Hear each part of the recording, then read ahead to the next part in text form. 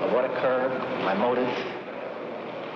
The people that had so much to gain and had such an ulterior motive for putting me in a position I'm in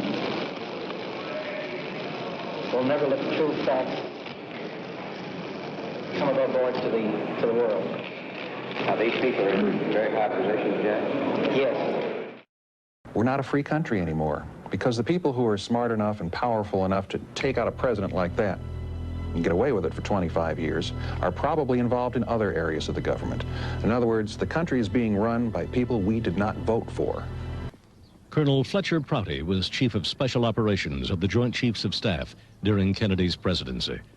He believes even more powerful forces were ultimately responsible. With sufficient power to operate the cover-up ever after. Because you see, there's one thing to kill somebody. It's another thing to cover up the fact that you did it or that you hired somebody to do it, and that's more difficult. So they use the device of the Warren Commission report to cover up their hired killers. Now, who would hire the killers, and who has the power to put the Warren Commission report out over the top of the whole story? You see, you're dealing with a very high echelon of power. It doesn't necessarily reside in any government. It doesn't necessarily reside in any single corporate institution, but it seems to reside in a blend of the two. Otherwise, how could you have gotten people like the Chief Justice of the Supreme Court to participate in the cover-up, the police in Dallas to participate in the cover-up, etc., and the media? You know, all the media, not just one or two newspapers, but none of them will print the story that other than Oswald killed the president with 3 bullets, something that's absolutely untrue.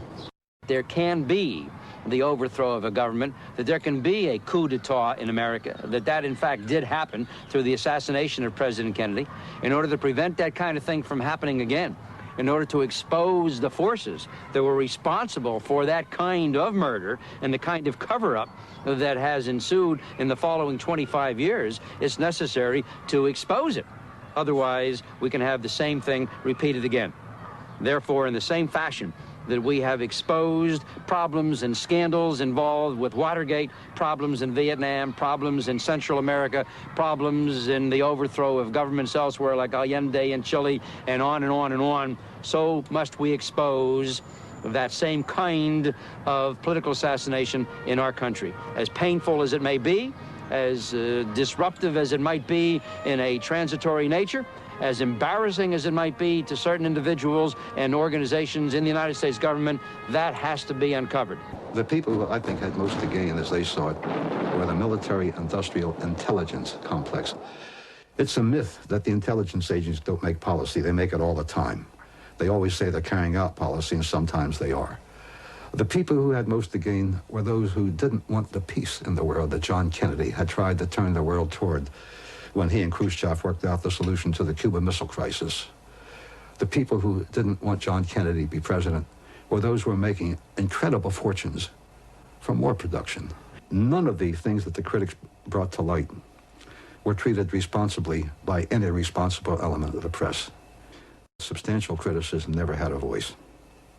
And that's what the working of a democratic society requires. Most of all, when it's a crime of the magnitude of the subversiveness of this one, the assassination of a president. A handful of critics and researchers in this case have gotten remarkably far on their own. But if the press would just be honest about it and question and do their job, we could learn a lot more.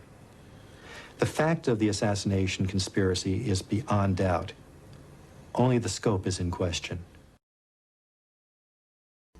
It is so difficult to hear the true story, the accurate story of the assassination of the president.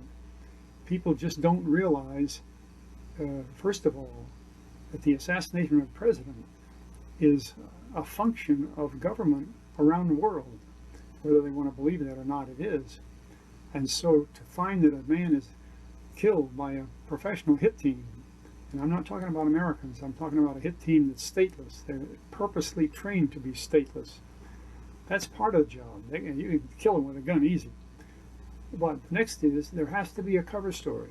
There has to be a story that goes out that takes care of events so people will believe that story, as they've been trying to have us believe the story of Lee Oswald. But it takes more than that. because people keep asking questions, they have to keep putting the answers in there, and they have to be reasonable.